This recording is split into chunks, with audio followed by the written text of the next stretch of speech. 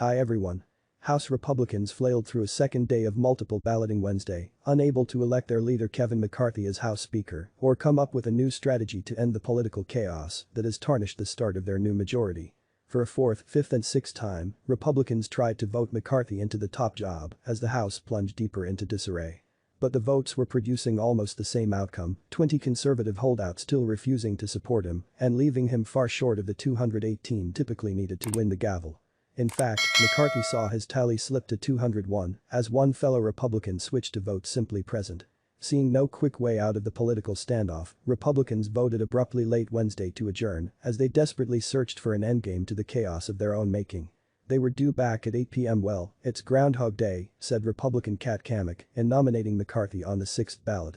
She said, to all Americans watching right now, we hear you. And we will get through this no matter how messy.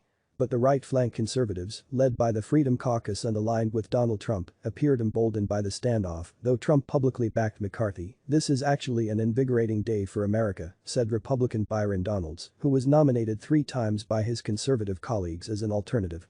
There's a lot of members in the chamber who want to have serious conversations about how we can bring this all to a close and elect a speaker.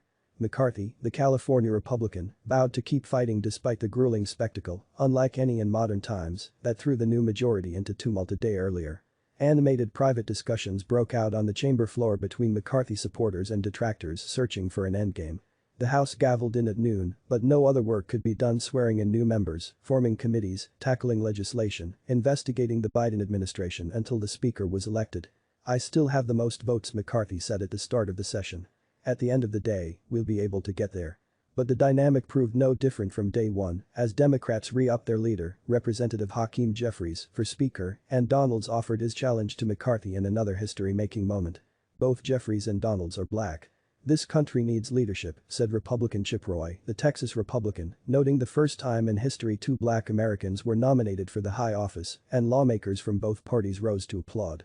It was the first time in 100 years that a nominee for House Speaker could not take the gavel on the first vote, but McCarthy appeared undeterred.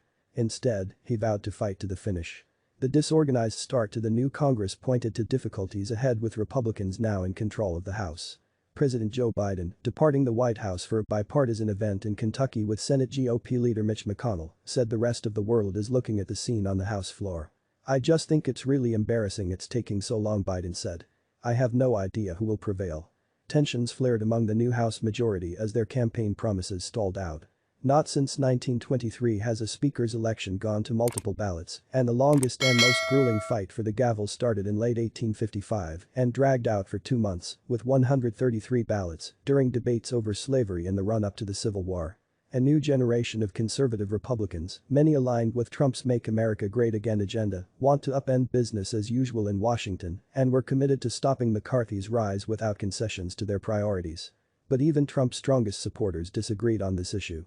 Republican Lauren Boebert, a firm Colorado conservative who nominated Donalds the second time, called on the former president to tell McCarthy, "SIR, you do not have the votes and it's time to withdraw."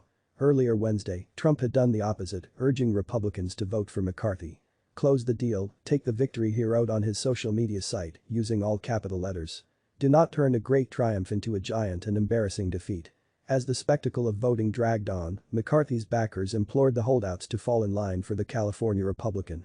"I do think members on both sides of this are getting a lot of pressure now," said Republican Tom Cole, "so I think the message from home is, hey, sort this stuff out, we don't have time for the small stuff and the egos."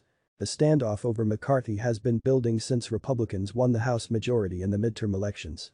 While the Senate remains in Democratic hands, barely, House Republicans are eager to confront Biden after 2 years of the Democrats controlling both houses of Congress. The conservative Freedom Caucus led the opposition to McCarthy, believing he's neither conservative enough nor tough enough to battle Democrats. To win support, McCarthy has already agreed to many of the demands of the Freedom Caucus, who have been agitating for rules changes and other concessions that give rank and file members more influence in the legislative process. He has been here before, having bowed out of the speaker's race in 2015 when he failed to win over conservatives. "Everything's on the table," said ally Republican Patrick McHenry, except, he said, having McCarthy step aside. Not at all. That is not on the table. Democrats enthusiastically nominated Jeffries, who is taking over as party leader, as their choice for speaker. He won the most votes overall, 212. If McCarthy could win 213 votes and then persuade the remaining naysayers to simply vote present, he would be able to lower the threshold required under the rules to have the majority.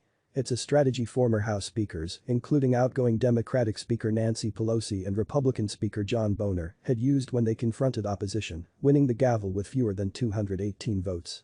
One Republican, Victoria Spartz of Indiana, voted present on multiple rounds, but it made no difference in the immediate outcome. Thanks for watching.